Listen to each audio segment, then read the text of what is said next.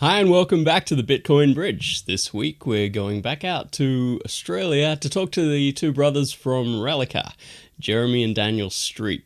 We're going to talk about how they came up with the idea, a little bit about social media, how to be an influencer, kind of looking forward to that one, and a little bit about the structure and pay fees and working all of that economic stuff out. Anyway, over to Daniel and Jeremy. Enjoy. Okay, Daniel and Jeremy, welcome to the Bitcoin Bridge. How you doing? Good, John. How are you? Pretty good, thanks. We've got Daniel there in Melbourne, Australia, and Jeremy's over there in London. Jeremy, how did you end up in London? How did I end up in London? I had plans to travel Europe about 7 years ago and thought I'd use London or the UK as a base, work here for a few years, get the passport that still hasn't happened, and then travel around Europe and potentially live there. But post-Brexit, I'm sort of stuck here now. So You could always come weighing home. up the option. Could come back to Melbourne or stick it out here and see what the opportunities present. Well, what do you reckon, Daniel? Should he come back? He's been saying it for a number of years now. Literally, I think every Christmas when he used to come back, he's like, "Oh, I love this place. I want to come back." I'm like, "Oh, come back." He's like, "Oh, no, just 4 years to go, just 3 years to go, 2 years to go." Yeah, so one more year. So I get the passport this year. Yeah, that's I think he'll be Is back it gonna next be year, worth it? John. We'll have to wait and see. All right, then. Well, somehow in the midst of all that, you guys managed to come up with the idea for Relica. You introduced that at the CoinGeek conference about a year ago as Memento, I think. So why and when did you do the name change? We went down the. It's funny the whole story with the original name that took about a month or two to kind of settle on, and then after picking Memento, we kind of went down the path of trademarking the name, and then unfortunately we looked up the name Memento, and I think there was another 500, 600 trademarks for the name, and we spoke to our solicitors, and they said, look. Just choose a new name. It'd be much easier down the track if you find a new name, and then we'll just throwing names back and forth. And Jeremy came up with Relica. Yeah, And I it's want to funny, just sort of. It's decent. with Memento, so that was my claim to fame. And then Jeremy's like, no, that's Relica's mine now. Memento just makes me think of that movie. I know. It does. I know. And for the longest time, we were doing the same thing, and our Yeah. friends were saying, and family was saying, "Why would you call it Memento?" I just think of the film. We're like, "Oh, no, but that's fine. You will." It's like the number Google. Nobody thinks of Google as the number anymore. But anyway, That's right. Yeah. Memento sort of, for better or worse, shifted to Relica. We wanted to keep the same, I guess, feel to the name. So Memento potentially leaving a moment, Relica potentially leaving a relic. And everything that presents itself.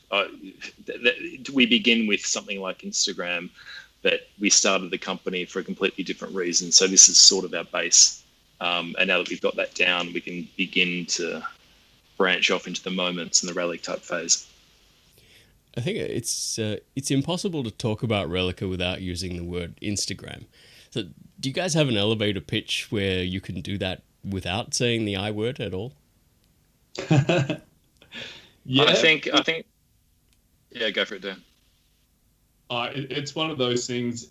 Instead of using the word Instagram as our elevator pitch, it's photos, it's content. You know, we're allowing users to post their content or photos and generate money from it. You know, the part where we start to speak about Instagram is more the free model of Instagram and how we're changing that. So we've monetized all the interactions on Relica. So likes monetized, comments are monetized, follows are monetized. So it's almost like a tipping function that users can use to reward other content creators. So at the same time, there's a proven, tried and tested social media model, which works, depending on the type of media, whether it's text or comments or photos, there's a model that works with a homepage, notifications and a search screen and so on and so forth.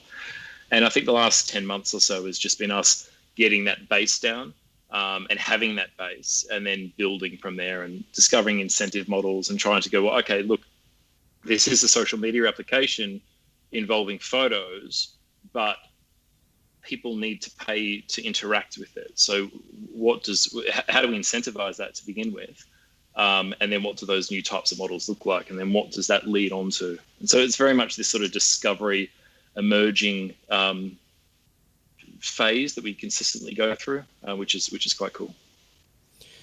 Yeah, I've noticed there's two models, or there's two ways you can do the Bitcoin with social media thing. There's like the Twitch way, and there's the Powping way.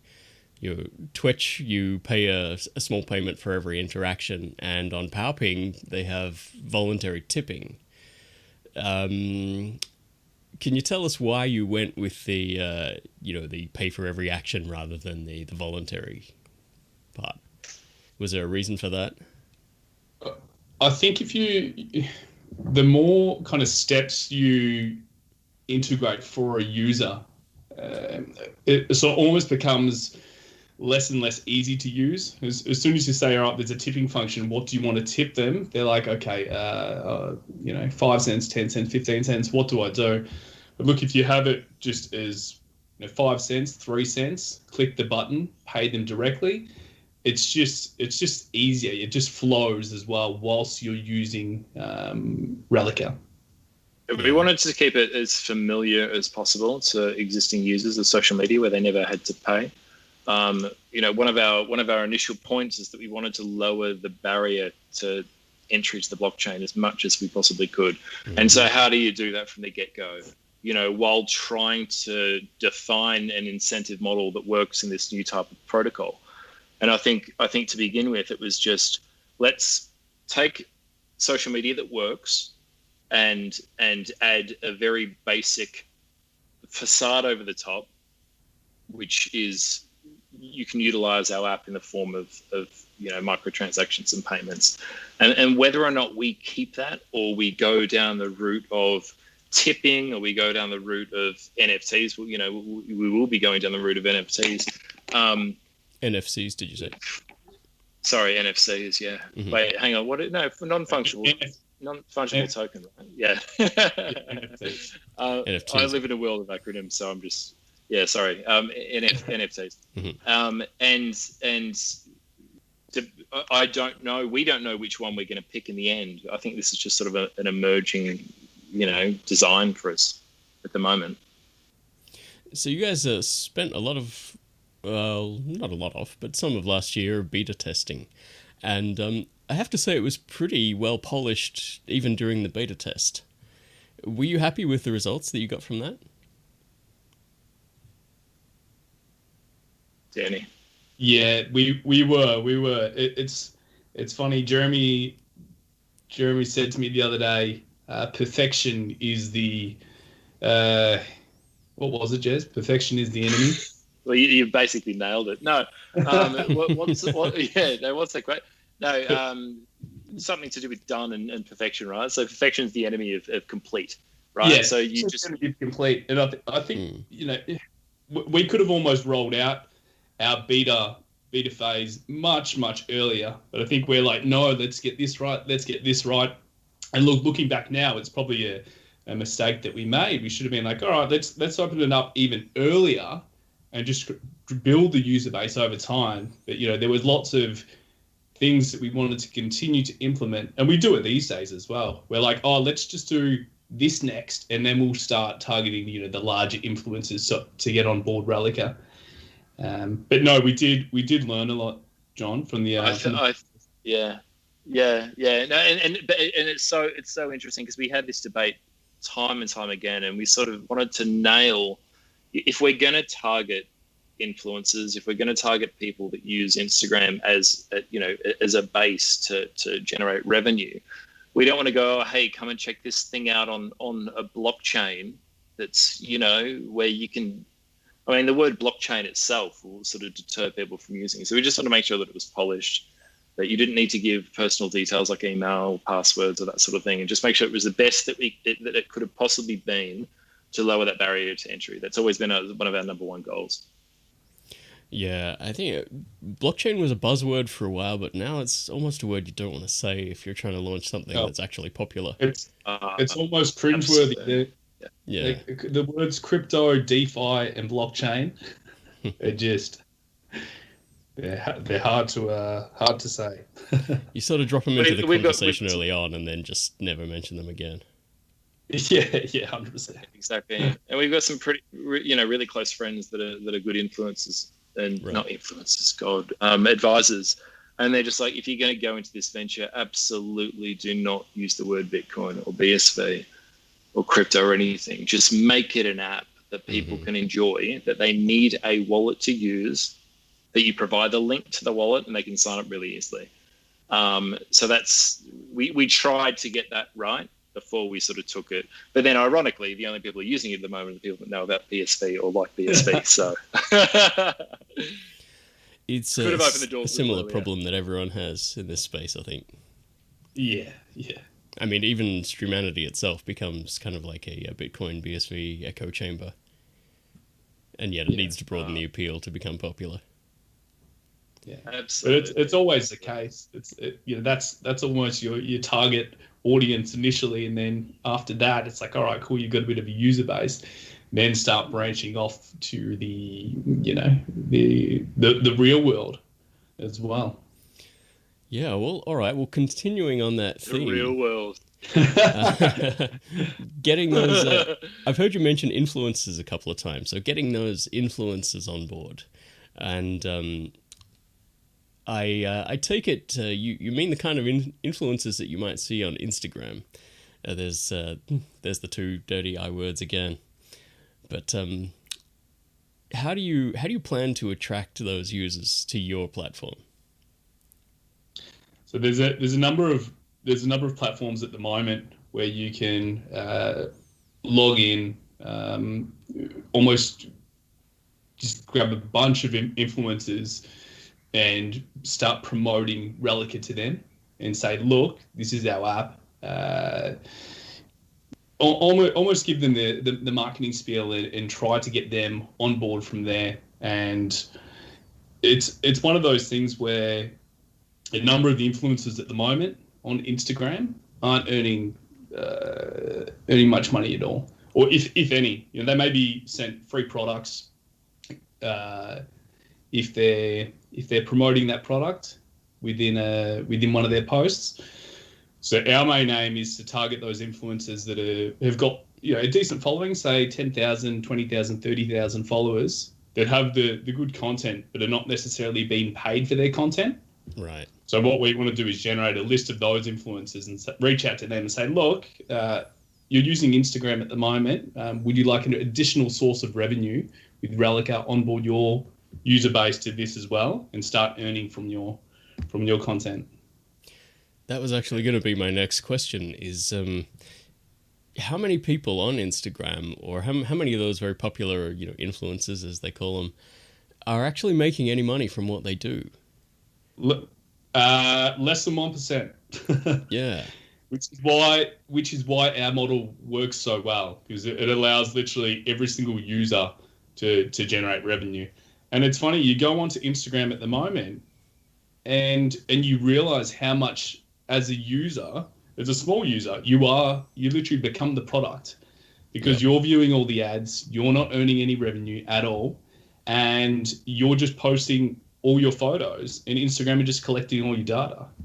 And it's only until it's almost like just a moment, a red pill moment of like, oh wow, this model's broken. Like Bitcoin changes all this, where users can own all their data and profit from it as well.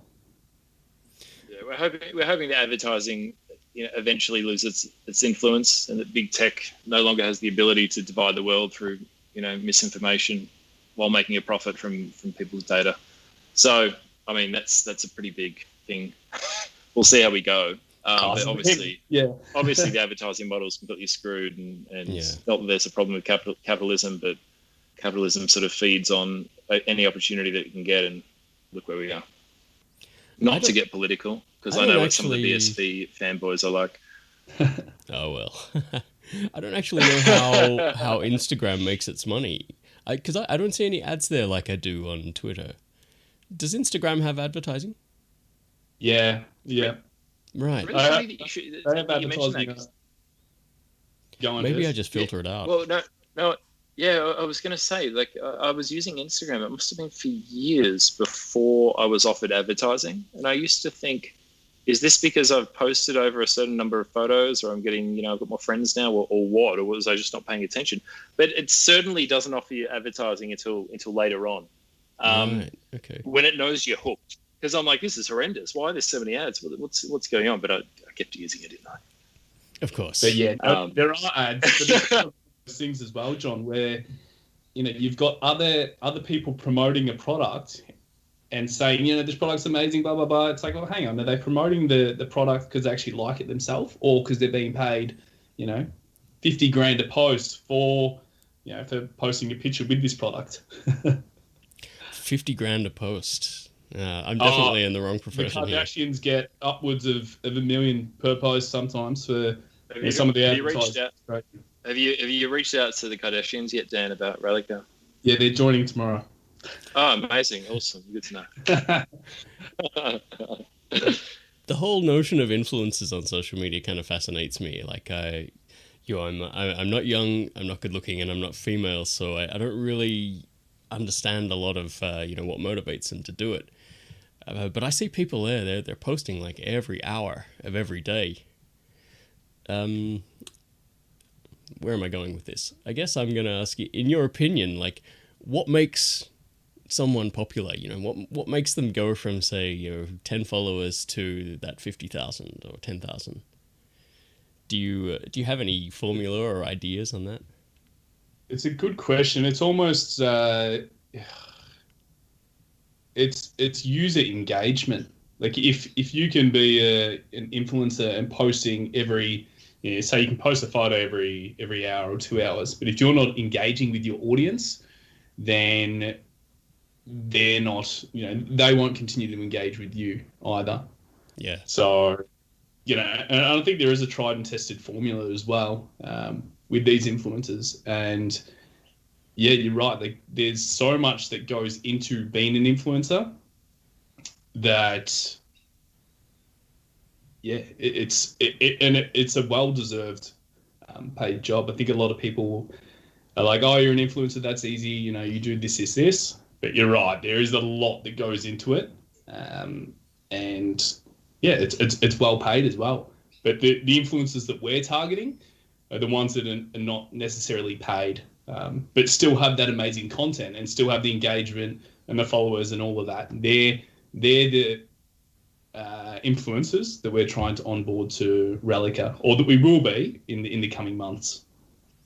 I think one of the things for us as well is just to find incentive models. How do you shift the paradigm of the internet being free to the internet, the same, essentially a protocol that nobody really cares about? It's what sits on the top that you need to pay for.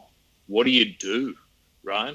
In the traditional sense, there's incentive models like, pay for a particular tier and you get access to more information. There's other incentive models that might exist when you refer a number of friends and you get elevated privileges in an app. But the idea of having to pay for something or give money to somebody for free without necessarily getting anything back is hard to figure out. And there's obviously models like I don't know, like a Patreon, I think, or Patreon, where you pay your favorite artists directly for their music, and that's a model that works. And they raise upwards of hundreds of millions, and it's a great model. And there's sort of a hint of models like that working on the blockchain, but what it looks like for sure yet, we don't know. So we've sort of developed and designed Relica in a way that we can try anything. And look, at the moment, this is really just around incentive models that work for our first product, which is really just a base, and something that we can make sure that it works, that we can leverage to do the things that we actually want to do. So we're sort of going, well, look, if we can't figure it out right now, is it necessarily a bad thing? Because whole reason we started the company to begin with is for the other thing that we can't talk about for maybe a few months. Phase 2 All right, of now I'm intrigued. What's the other thing you can't talk about? Can you drop hints about it? Yeah. Oh man. we told you, John. Yeah. It would literally be gone. And I look. I think the only hint that I could possibly say about it is that a lot of the companies that are in the BSV space or the blockchain space in general at the moment think that everything needs to be on the blockchain. Okay, messaging has to be on the blockchain. You've got to put all the pictures on the blockchain. You've got to do everything on the blockchain.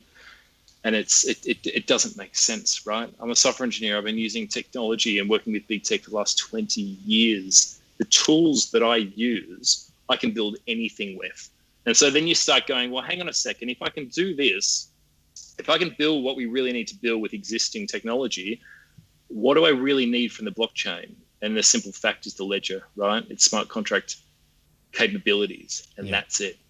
So then, so that we're going to go down that avenue, a mix between some well and truly brilliant existing technologies and BSV scalability. I think we've exceeded the maximum number of uses of the word blockchain for this episode. But, so I'm going to call it the ledger from now on. The ledger. So technically, on Relica, what actually lives on the ledger? What data do you write there? Are the photos themselves stored there, or are the photos stored on a server somewhere else? So originally, everything was stored on the ledger. We put photos up there, but we're finding it costs roughly 15 to 17 US cents. And we figured, look, that speaking about barrier to entry, that's not something that we that we can sustain for too long. So information about the picture is stored on the blockchain instead. The picture's just stored on traditional binary storage technologies, but the ownership exists on the blockchain. That's all that needs to exist on the blockchain. The fact that you can prove that this picture that we're storing for you is yours because of this transaction on the ledger essentially means that it's yours. No, we couldn't make money from it. We wouldn't want to make money from it. Do you think there will come a time when you can store the images themselves on the chain? Yeah, 100%. I think as Bitcoin scales over time, storage will get cheaper and cheaper. So, yeah, I think we will change that model in the coming years as it gets cheaper to store on the blockchain. And it depends, right? Because we can store it on the blockchain, but maybe if it's a miner that specializes in op returns and the rest of them are sort of just pruning and don't care about it, well, then you weigh up the costs. What's the cost of having a miner as a partner as opposed to just using AWS or GCP or something for your binary storage? Don't know. But I think sooner rather than later, we're going to offer the ability for users to store anything that they want on the blockchain, or they can just store information about that content on the blockchain. Things will get a little bit more fun and interesting when we bring in non-fungible tokens, because obviously that needs to store on the blockchain, I think. Yeah, in some form or another, yeah. Yeah. So at the moment, you're working with MoneyButton. I think that's the only wallet you can log in with. And you mentioned something before about adding extra wallets in there. Are you any closer to integrating those yet? We're so close. It was one of those things we thought would be ready last week. So I kind of made an announcement on Twitter. But we're probably a day or two away, I want to say, from releasing Handcash, which will be exciting. Mm-hmm. Look, I say a day or two now, and it may be early next week. Handcash, some of the Handcash guys are on now on Slack. Who knows? By Some the time of the this comes Handcash guys. out, Oh, sorry. By the time this comes out, it might be ready. It sort of gets a bit quiet. I know. Yeah. No, literally, as we speak, I think the hard thing for us is that we're sort of trying to juggle a team that's international. So we've got obviously Dan in Melbourne, we've got a few guys in Ukraine, and we've got a few guys in London as well. And it's just how do we coordinate that? So as we speak, there should be some happenings going on with Handcash. But the guys have joined our Slack and they're like, "You said Handcash was going to be done a week ago. We want to do this with you." And we're like, "Yeah, I know. We want to do it too." This is pretty embarrassing. Maybe I can blame Dan because he made the promises on Twitter. Yeah, that's another question I had for you too. Is have you been getting much many expressions of interest from people like Handcash and others within the ecosystem? We have. We've had a few people reach out where wanting to collaborate closely with Tonic Power as well, which we have been. Relay X as well. We were in discussions with them a few months ago, almost when we first released, and they said, "Look, can we get Relay X onto Relica as well?" And that's definitely something that we plan on doing. There were just a few other things that took precedence. So yeah, other wallets are coming, and more collaborations are coming as well. We've actually started discussions with just regarding the non-fungible tokens. Discussions with Elas Digital. With Brendan Lee from Australia. So another past guest. Yeah. And it's so helpful. It's one of those things where everyone in the Bitcoin space wants to collaborate with each other because it's almost that incentive model of like, okay, I want your company to grow as well because then, overall the value of Bitcoin goes up as well. So, I couldn't see this happening on the traditional internet model. Where you have, a certain business and you're reaching out to maybe a competitor. You're, "Oh, can you give us a hand with this?" They'll be like, "No." Yeah, well, in that way, it is kind of like the early days of the internet when, everyone was in it together until they started to hate each other. Yeah. That time will come. One of the... Sorry, go on. No, I mean, just to add to Dan's point, there's so many things that we want to build and people that we want to collaborate with. And because we're sort of stretched as a team, physically and just with sheer small amount of number of us, we've just got to prioritize this stuff. So we just keep chipping away through the backlog. Okay, cool. Well, I'm going to let you go in a minute, but just before I do, there's a couple of sort of nuts and bolts things I want to ask you about. Can you give me a rundown of how much it actually costs to use Relica and, how much the user would receive from that? Yeah, so it's 1 cent to post a photo, and if a user receives a like, they receive 2 cents back in return. A comment on their photo, they'll receive 1 cent. A follow, they'll receive 8 cents.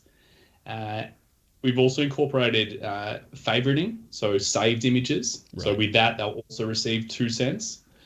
And then we've introduced just recently over the last few weeks a referral system with invites. So every person that you invite to Relica, you earn 50% of the Relica revenue that they generate. Forever or just forever, right? Yeah. That's so interesting. There's a number of avenues that users can earn income on Relica at the moment. Yeah. Yeah, and so it's sort of exciting to start to think about these new sort of models, economic models and gamification of things that you do, because we would have never thought of stuff like that as we began. It's only now that we're starting to tweak things and go, well, hang on, is 2 cents enough? Maybe it should be this, maybe it should be that, maybe it should be, some sort of donation for the user instead. It's quite fascinating, these things that you come up with. Yeah, I noticed the pricing model did change a few times over the course of the beta test. Yeah, and I wouldn't be surprised if we keep changing it and letting it evolve. I mean, ideally, the pictures aren't going to cost anything, right? They're going to be 1,000th of a cent to upload, and then they can exist on the blockchain in their entirety. So we want to make it as cheap as possible to use. I think at the moment we're just sort of tweaking it before we sort of get into the next phase. And are you going to introduce things like, sort of photo filters and, photo resizing, that kind of thing? That's probably the only thing that's been useful on Instagram that I haven't seen on Relica so far. But I know it's funny you mention that, John. It's that's coming out this week as well. Well, okay. Fingers crossed this week or early next week. So the ability to upload a full-sized image is coming to Relica, which is exciting.